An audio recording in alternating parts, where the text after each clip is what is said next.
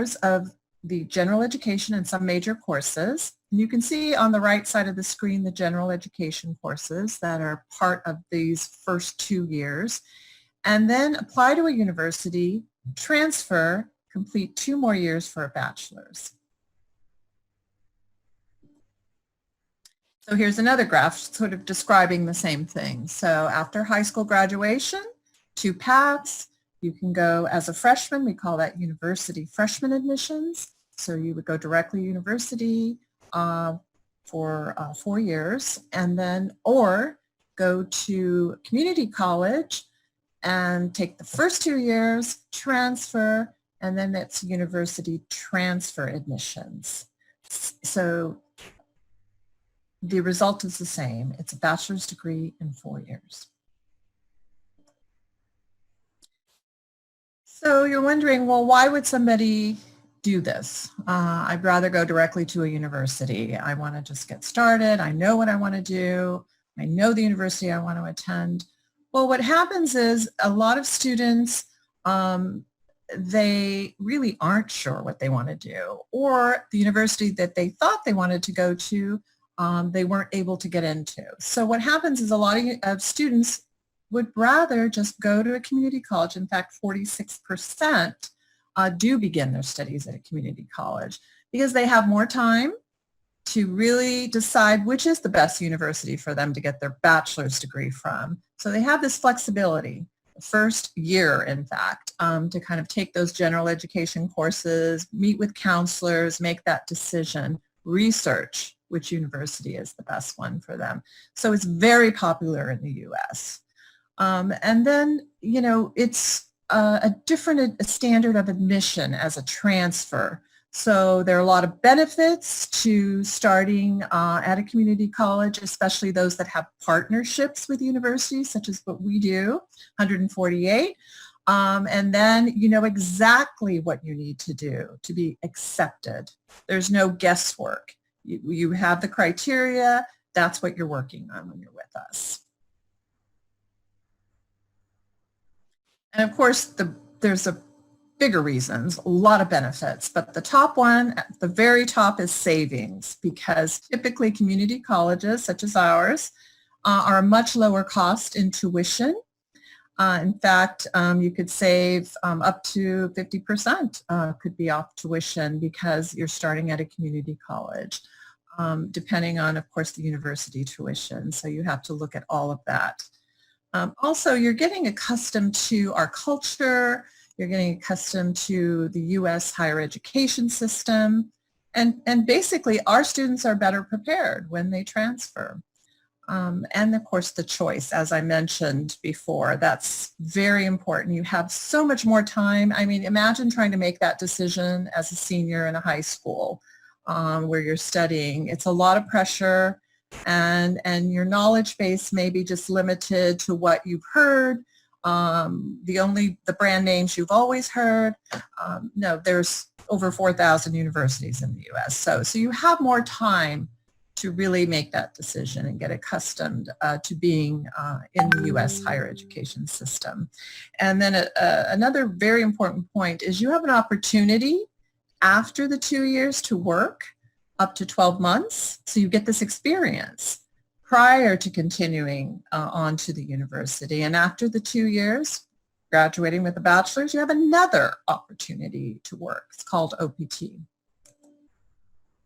And in our case, we are surrounded by high tech. I mean, the world headquarters of all major high tech are right in our area. As you can see, we are located just south of San Francisco into Silicon Valley.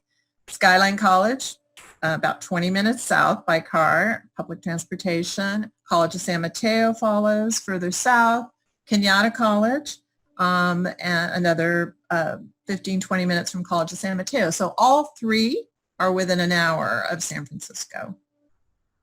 And also we're surrounded by top universities, Stanford, UC Berkeley, and of course our public institutions like San Francisco State, UC Davis are right in our area as well.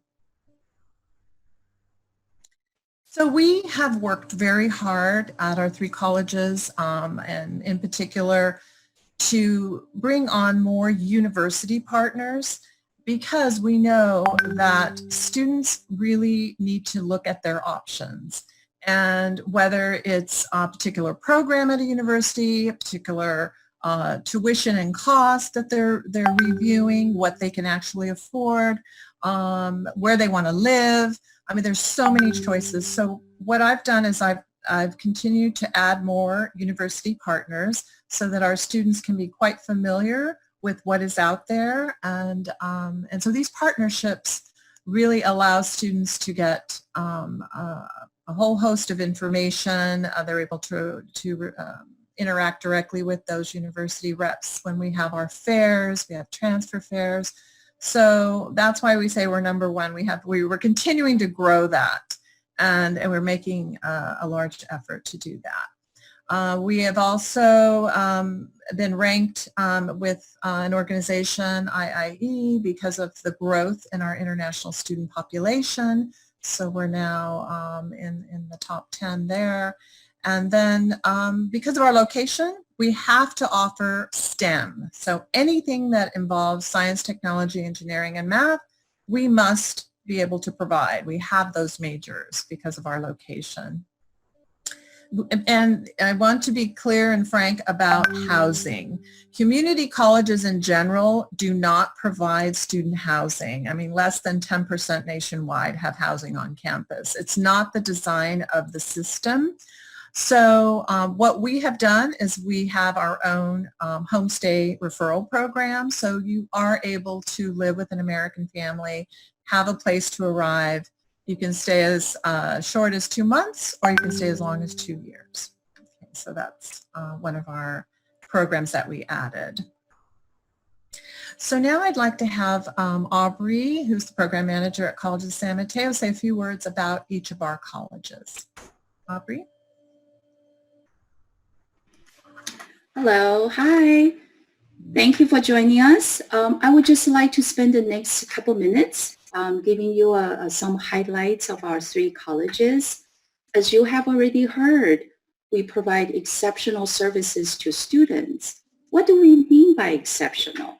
If you take a look at our services, the highlight here, you will see that we're not just a community college. We are actually 3 different unique colleges. We provide services to meet your need. At the College of San Mateo, you will see my background picture. That's our college center, beautiful campus. We get to know our students very, very well. We provide a lot of support services like all 3 colleges. In 2 years, the College of San Mateo will actually celebrate 100 years of services serving not only just domestic students and international students as well. As you can see also, we provide a lot of different majors. All 3 colleges, like Diane was mentioned, has strong focus on STEM because of our location in Silicon Valley. And we also provide students with our internship opportunities. We have connections with the industries in our areas. We have co-op classes offering 3 colleges, and we also provide post-completion optional training opportunity. This is a great option for students who want to have an industry experience after completing our program. And we also have full-time staff on 3 campuses, provide services to students. Academic counselors, also academic counseling is also another strength of ours. We want to make sure all international students know exactly what they want to accomplish. So from day one, we'll get to work with you very closely to make sure you accomplish your goal before you transfer out to a university of your dream. Thank you.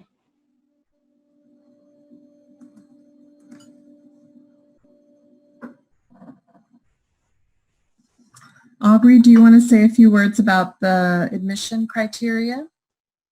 Sure, yes. So here we are looking at the options for you to start your U.S. education with us. If you are looking at an intensive English program, we offer you to study with us. This is no requirement for you to have any English standardized test. We also, the $50 fee is waived for all students who want to come to our college program. In order to be admitted to our college program, we do ask you to provide us with either TOEFL, IELTS, or other language scores. We do have, this coming semester, we also have an option for students to start a Go program with us. This is something that we're going to spend a little time to talk about it later on. As far as what do you need to provide us with your academic transcripts, we do ask you to provide us with your high school transcripts for our college program with English translation. If you are under the age of 18, you can provide us with your high school diploma or equivalency. Everything is going to be processed online, so you don't need to worry about sending us email or anything by mail. For those of you who are interested in learning more about the colleges, we'll have an opportunity to answer your question at the end. Yeah, thank you. So I'll say a little bit about our newest initiative. It's called Global Online Learning, and we're still preparing this for publication. We're getting our website ready to go. It is a way for students to start taking our transferable courses. In other words, those courses that are already approved for transfer credit to our partner universities. So you can start doing that from home. So whether you're still in high school and you want to take one class, maybe a two class while you're in high school, that's an option. Whether you're graduating this month, next month, and you want to start taking some classes with the ultimate goal of possibly coming to us in a year, that's another option. So there are many options, a short-term certificate. As we start to publish this, we will get this information out on our website. So please check back on our website. Dr. Luan, did you want to say anything else about that? Okay, you're good.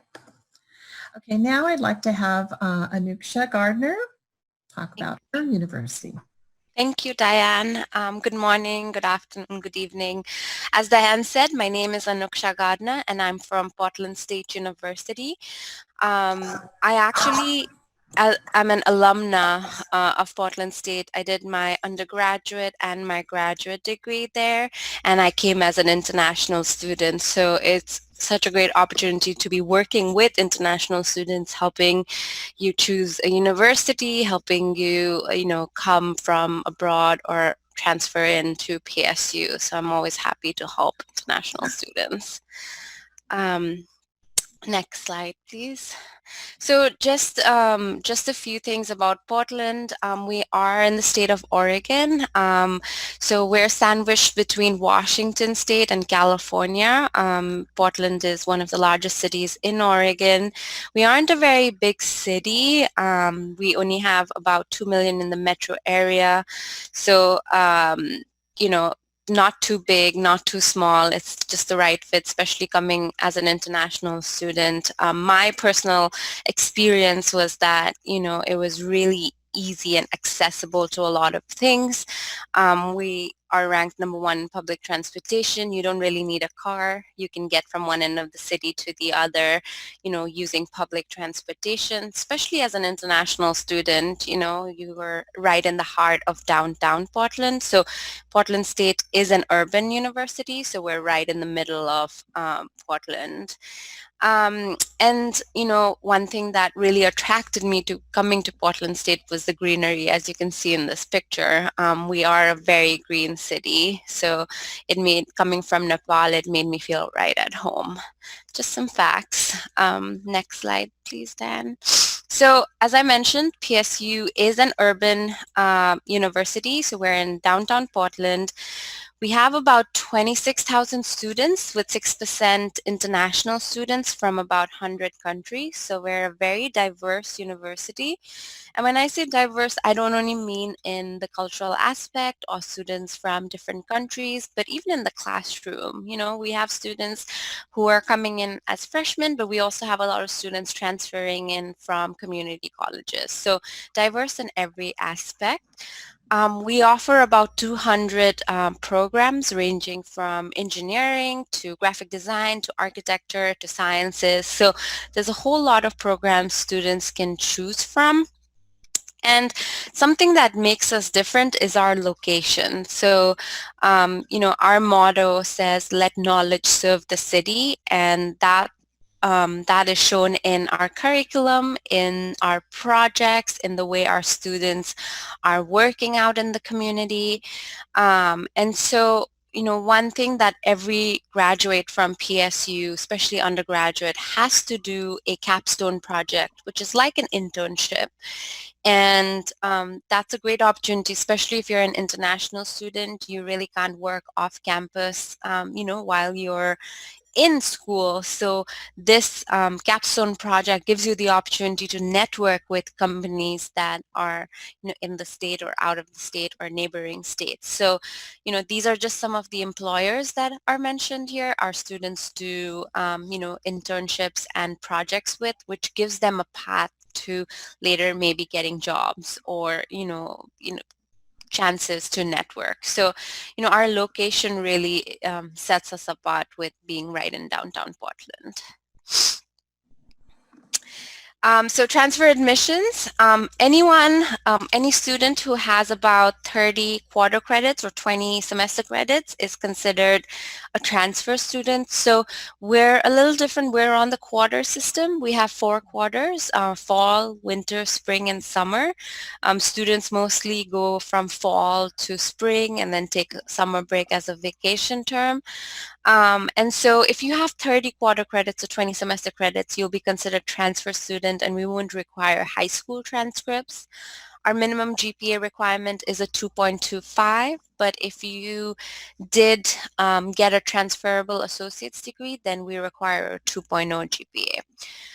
We do not require English proficiency for admissions, so all you need for admissions are your college transcripts. And if you attended college, let's say for a year back home or another college before coming to the US, we would need those transcripts as well. So initially you would be admitted, but we also have an English language program where you'll be placed if we don't have English scores. And then you can submit the English scores if you take TOEFL, IELTS, DET later before the term starts if you want to avoid taking, you know, English classes at PSU. But again, just for admissions, we just need your application and then your transcripts, and we can make an admission decision for you. And we have an MOU with, you know, San Mateo County Community College District. And if you are working towards a transferable associate's degree with 60 semester credits and have completed English 100 with C- or better grade, you are guaranteed admission. And a lot of times you'll be, the English proficiency requirement will be waived as well if you have a high GPA and you've done well. So this is going to be a great opportunity. And we are taking applicants for fall 2020 as well. If you're looking to apply, we're fall or next, you know, we're rolling admissions. So the next would be winter if you didn't come for fall 2020. And then we have scholarships for international students. A lot of times I get questions about students not having, you know, transfer students not getting scholarships, but that's not the case. Initially, when you apply, you'll automatically be considered for our International Achievement Scholarship. That's a merit-based scholarship. So if you have a high GPA, particularly 3.0 and up, you will be awarded the max is 4,500. You'll be awarded at the time of admission that scholarship. And then at this time, because of COVID and everything that's going on, we have additional scholarships for transfer students, which is the Enhanced Transfer Student Scholarship.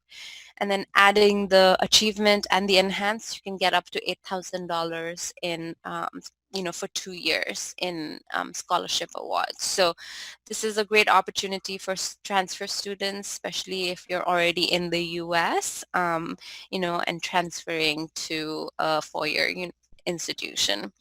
And then there are other scholarships like the International Student Retention Scholarship and the Cultural Service Program. Those scholarships students can apply for once they are already at PSU.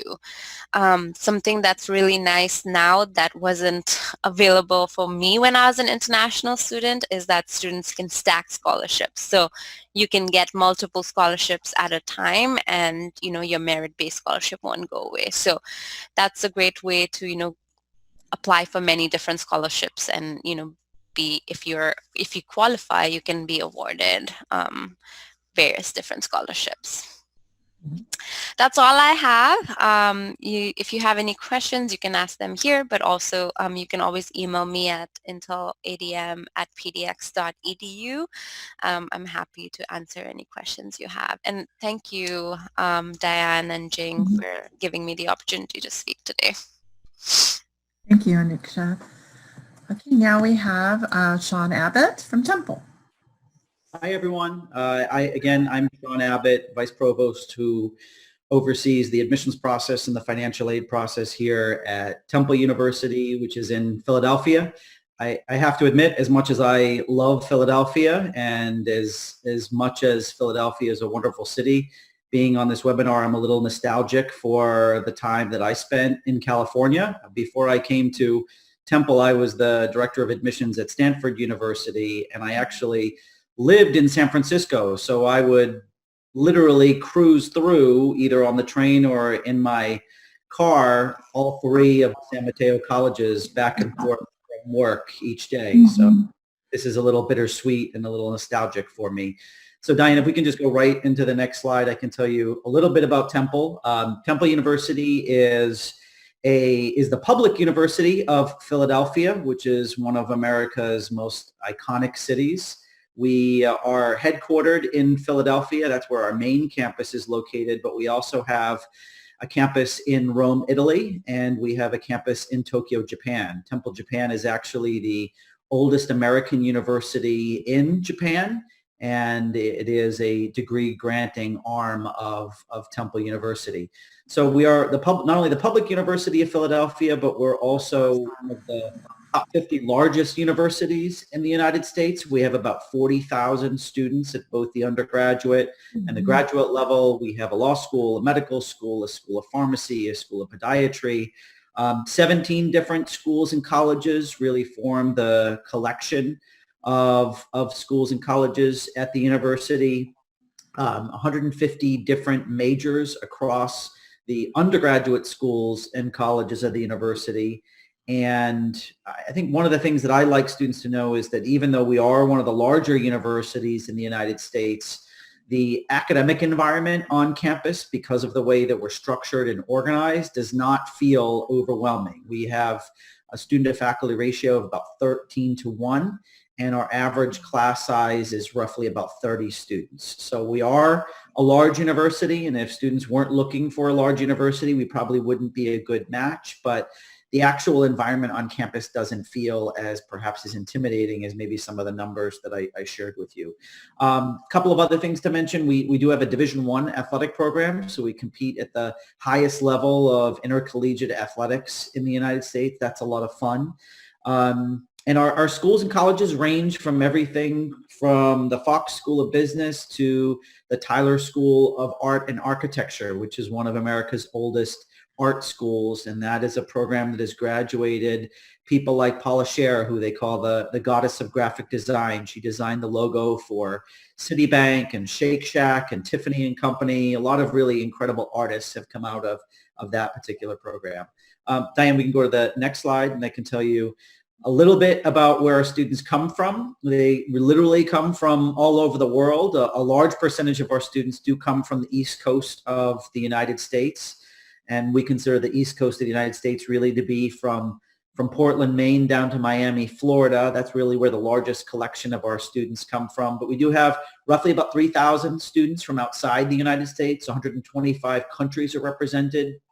And we have roughly about 330,000 alumni around the world that range from everyone from someone who's relatively close to the San Mateo colleges, John Zissimos, who is the vice president at Google for brand strategy, to Shirley Tillman, who is the first female president of Princeton University, to Thomas Wesley Pence, who actually most students know better as DJ Diplo, who actually came to us as a transfer student from the University of Central Florida. Next slide, I can tell you a little bit about admission and financial aid and scholarships. We are a university that is a common application exclusive institution, which means that you complete the common application to be eligible for admission. That is an online instrument that you use to apply to a lot of American college universities, roughly about 500 or 600 American college universities. We do require 15 college or university level credits after high school or secondary school to be eligible. We do require that you submit any kind of transcripts from any previous institution that you attended, but you only need to submit a high school transcript or a secondary school transcript if you are applying with fewer than 30 credits. We do typically have a $55 application fee because San Mateo colleges are part of our dual admissions agreement, we waive the fee for students from all three San Mateo colleges. So that is not something that students that need to be aware of. We have 2 points of entry. In the fall, we allow students to apply by June 1st and provide them with a decision typically within 3 weeks of getting their application. And for students who want to start with us in January for our spring term, our deadline is November 1st. Pretty quickly after we give an admission decision, we try to follow that up quickly with a credit evaluation to give you a sense of how many credits will transfer to us at Temple. And then the next slide tells us a little bit about our admission profile in terms of what students look like when they apply for admission and a little how our credit evaluation process works. We do grant credit for any course where you receive a C or better at your current institution. And in order to be eligible for the scholarships that we have 2 different types of scholarships. We have merit scholarships that are awarded on the basis of your academic credentials. And then the students that attend the 3 San Mateo colleges are also eligible for what we call dual admission scholarships. Those are additional scholarships that students could receive above and beyond merit scholarships that help bring that cost of attendance down. Temple University is a public university, so we are probably one of the more affordable universities that students might be looking at. We typically run a cost of attendance that's about half the cost of what you'll experience at a lot of private American college universities, but these scholarships are also helpful dollar amounts to help bring down that cost of attendance. For students that do have U.S. citizenship and permanent residence, though, we do ask them to complete the free application for federal student aid. But for international students, we consider students for scholarships based on their application for admission, which is the common application. And I think that's all I have. Okay, thank you, Sean. Okay, well, we did good timing here. So we're here for questions, and please feel free to put in the Q&A any questions, and we will definitely respond. Aubrey, do we have any in the Q&A?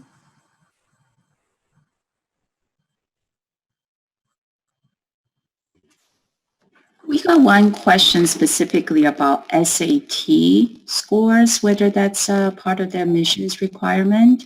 Maybe we can all talk about that. Sure. Yes. Yeah. We at our level for admission to any of our colleges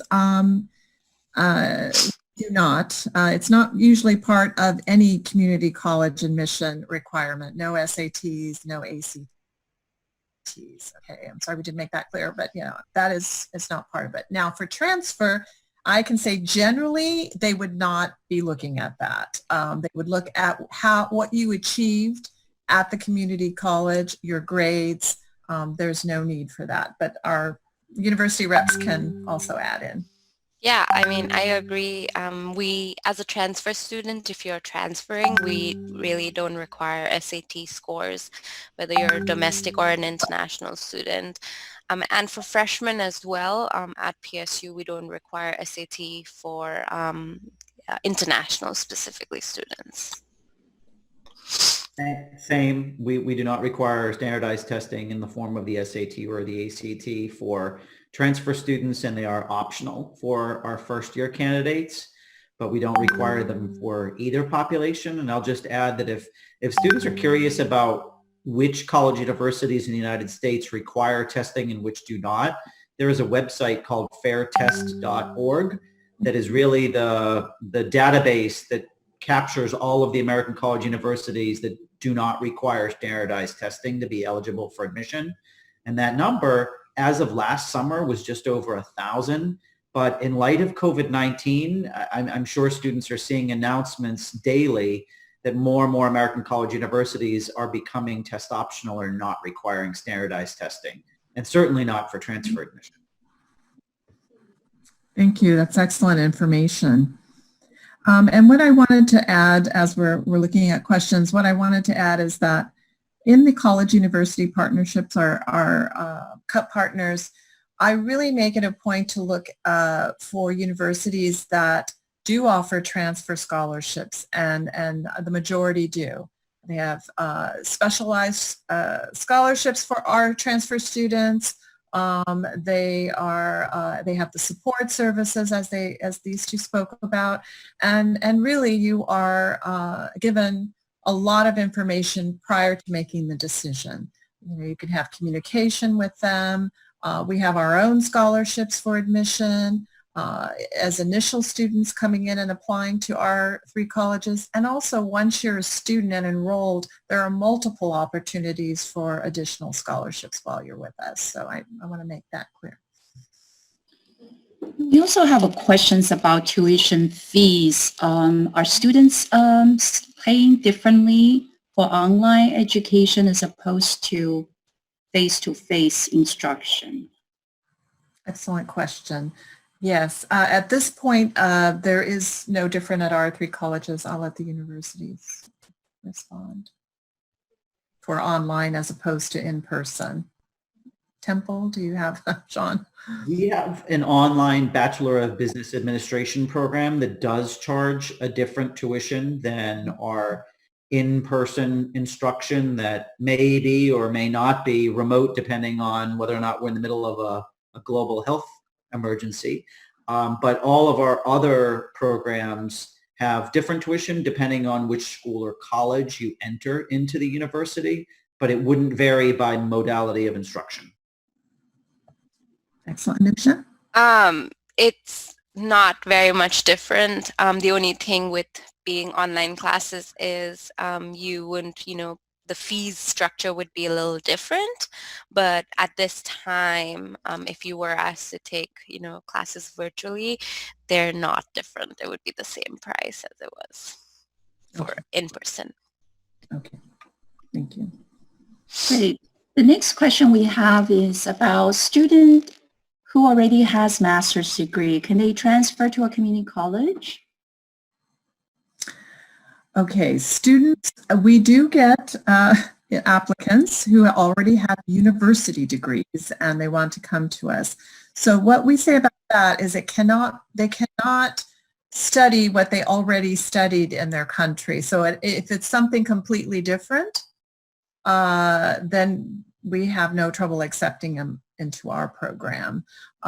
So a good example, let's say they have a degree in engineering, but they've always wanted to look at digital media, 3D animation. I mean, they want to hone in on a specific area. That's not a problem. Okay, but you cannot have a business degree in your country and then come and study business with us. I hope that answers the question. I don't know about the universities if you want to respond as far as anyone coming in with a master's wanting to enter. at a lower level.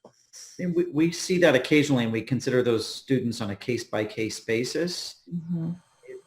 It's typically not something that we see where a student will come to us with a master's degree. We do sometimes see students that have bachelor degrees Mm-hmm. and want to complete an area of study that is different from what they studied in their own home country. But I think the most important thing to relay is to be sure that you're honest in your application for admission in detailing what your previous educational history is and was. And that's the most important thing to us, and we'd consider students on a case-by-case basis. Yeah. So at PSU, if a student already has a bachelor's degree or a master's degree and they want to come back to get maybe a degree or take some classes, they'll be considered post-baccalaureate students. So the option would not be to do a bachelor's degree again, but it would be like second bachelor's degree, or, take classes to advance into a new program, master's degree. So like Sean mentioned, you wouldn't be, demoted and doing a bachelor's degree again, but it's a separate application and it's called post-baccalaureate. We also have a follow-up questions about fees. Are transfer students for international particularly, are they eligible for in-state tuition fees? Mm-hmm. Or any particular requirements for in-state? Not at Portland State. If you're on an F1 visa, you won't be able to claim residency. So if you're on an F1 student visa, you will always be out-of-state student, non-resident. Same for Temple. Okay, the next question is about OPT. After getting associate degree from community college, if students do have an OPT experience, when they apply to universities, do they need to submit any work certificate? This question is specifically for both Portland and Temple. Can you repeat the question? Sure. Sorry. This particular question asks about after students complete an OPT for a year, do they require different admission process? Do they need to submit anything to certify they actually have OPT? Is there such a certification required for admissions purposes? My feeling is no, right? This is not. So is the student asking if they finish OPT with community college? Is that the question? And then they apply to a university? Correct. So when they apply to universities, were you required to see such a certificate? No, because generally students don't really get an OPT certificate, but they will have their I-20 that will state that they were on OPT. So I don't know, at Portland State, when a student applies and they're on OPT, when they submit their transcripts, we'll see that the last term that they attended the college was, for example, maybe spring, right? And then so they haven't been in school for a few months. So we will check in with the student, asking them, are you in the country and what have you been doing in that time frame? Because, and then all that the student has to tell us is they're an OPT, or send us a copy of the I-20 that they get that states that they're on OPT. And that's all. We don't need a certificate or, proof. We just need that documentation. All right. So we also have a question about what is the acceptance rate for freshman application versus transfer at both PSU and Temple?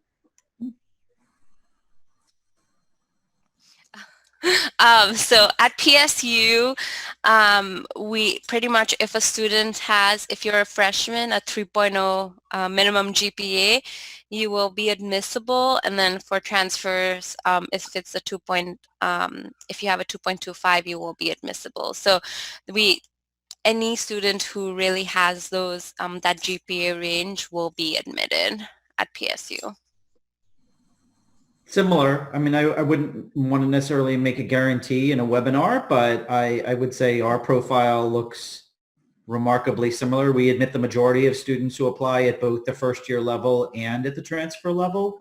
It's a little less competitive to gain admission as a transfer student because we have more evidence that a student is going to be successful academically. So we do tend to have a little bit more confidence in extending offers of admission there. So our admit rate is a little bit higher than even the first year admit rate, which is already just over 50%. Excellent. We have a question about, do applicants need to show financial proof for online education during this period? So I can speak for Portland State. And when you mean during this period, I'm assuming you're talking about the current unprecedented times. No, if the university is remote and you're asked to take classes virtually, you do not need to provide financial documents. But once classes resume in person, then we do ask for financial documents so that we can send you the I-20 to apply for your visa and get yours. So not for online classes though. That would be the same for our colleges.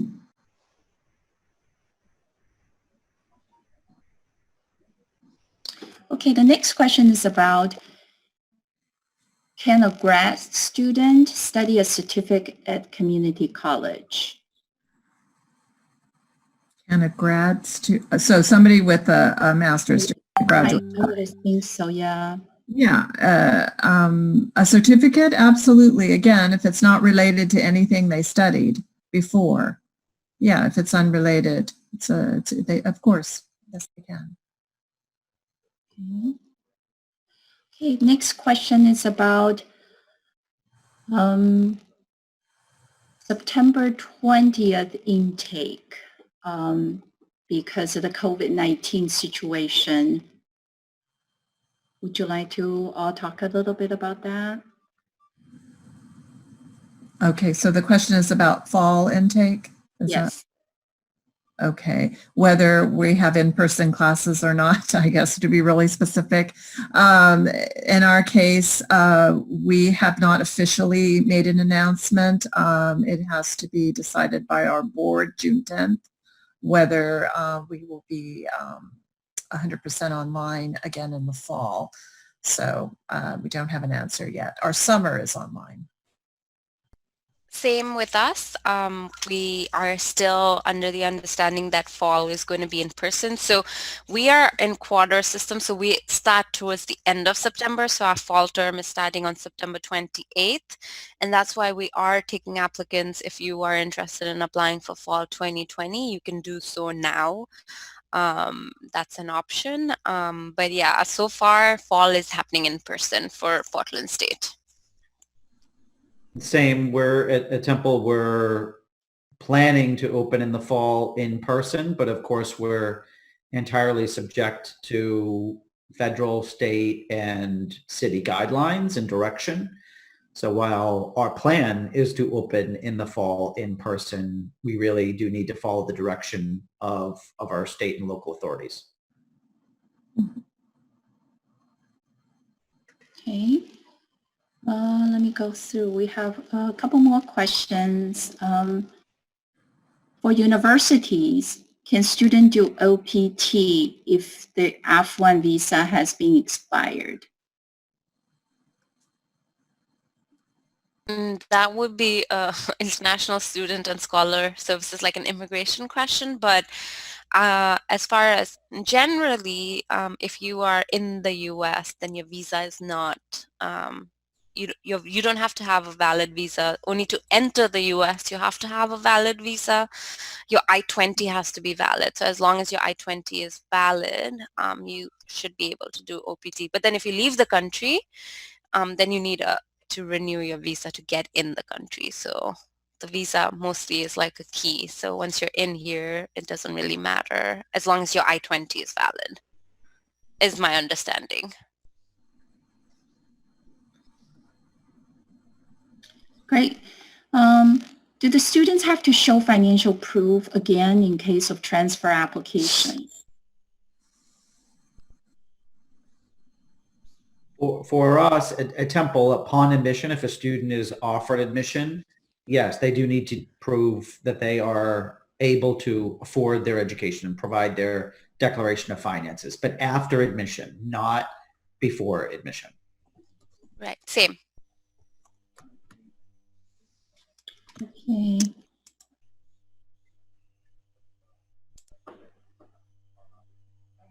Question about how many international students at both PSU and Temple are in particularly from Indian community?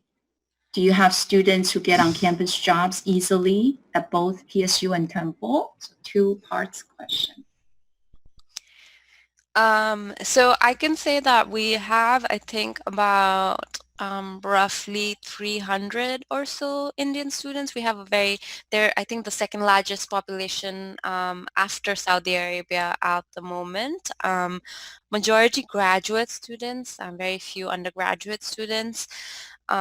And the Indian Student Association is also the largest student association at PSU. And as for jobs, I think that really depends on the students and the projects that they have done while they're in school.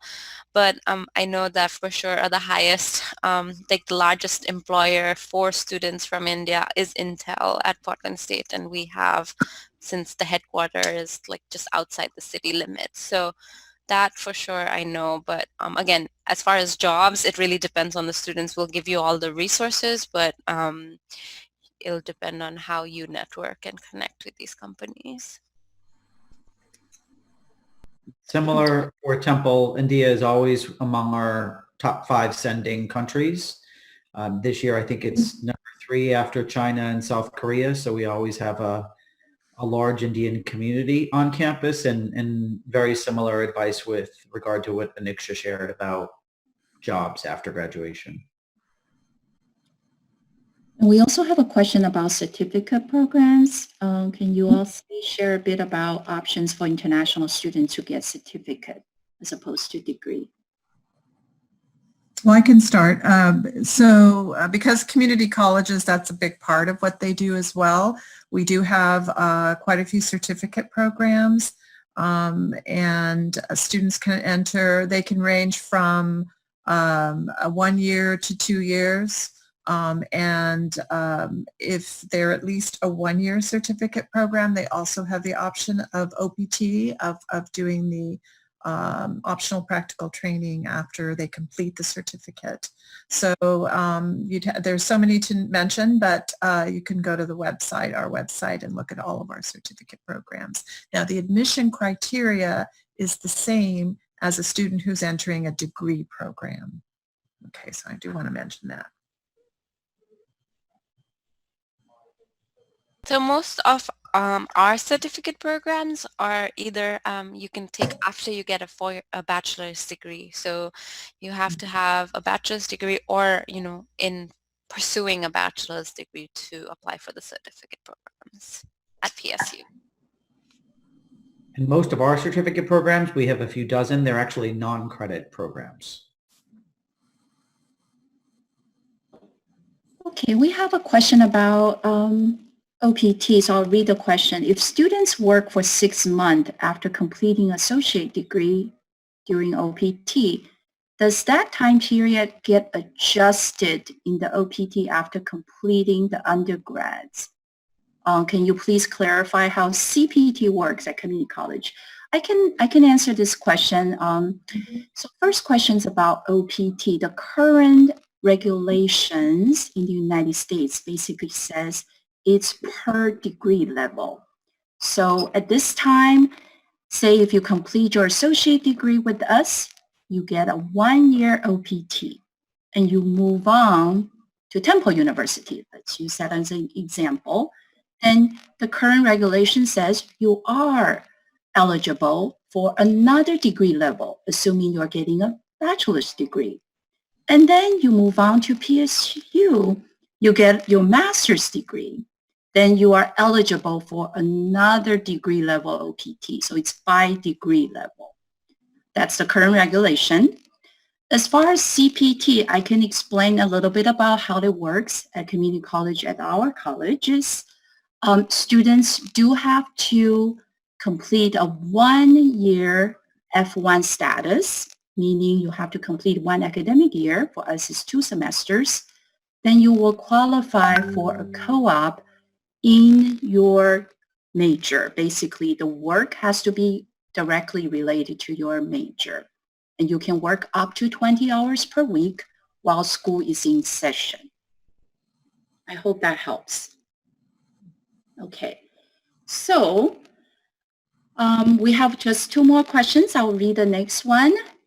I have been to college for a month and then left because my U.S. immigration file opened.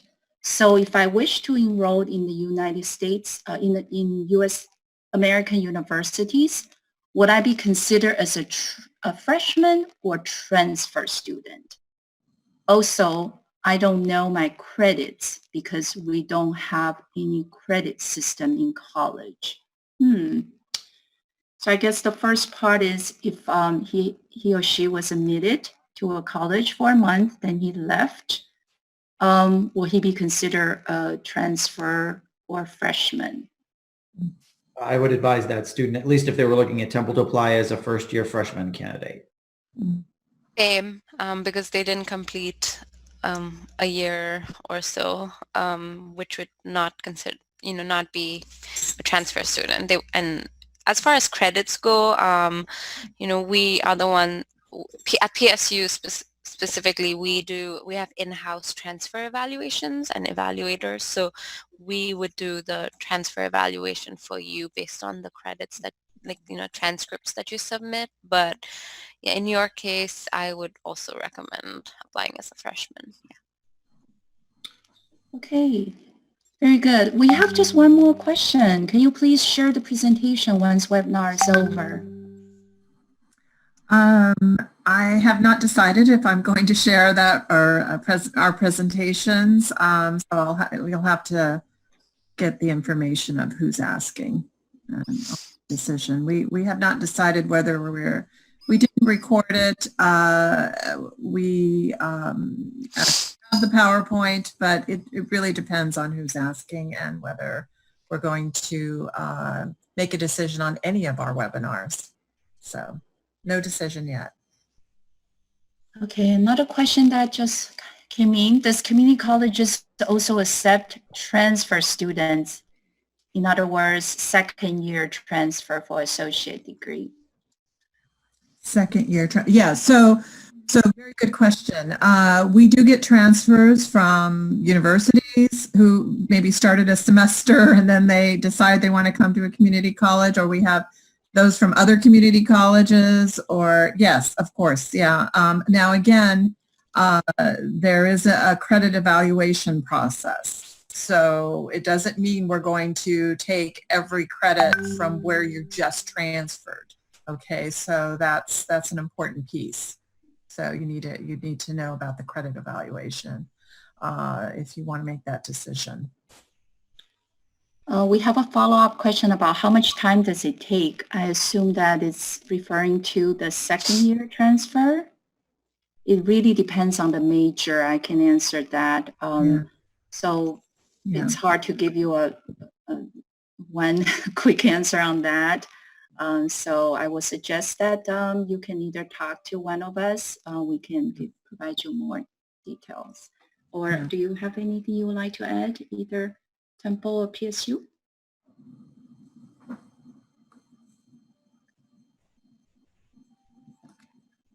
All right. That's all the questions we have. Okay. So anything closing remarks? Sean, do you want to have anything? No, just if students have questions, my email address is Shawn, SHAWN, .Abbott, ABBOTT, @temple.edu. Great. Anita? Yeah, and you can always email me at intl.adm@pdx.edu. And my name is Anuksha Katna. Yes, and of course, feel free to contact us as well. Our website has all of the college's admissions contact information. So smccd.edu/international.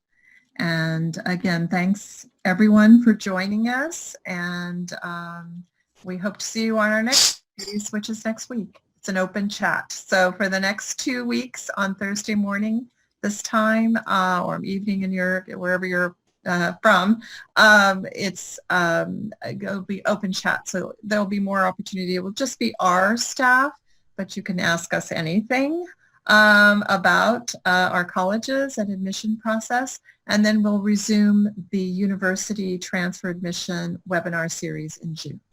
Thanks again. Thanks everyone. Bye-bye. Thank you. Bye.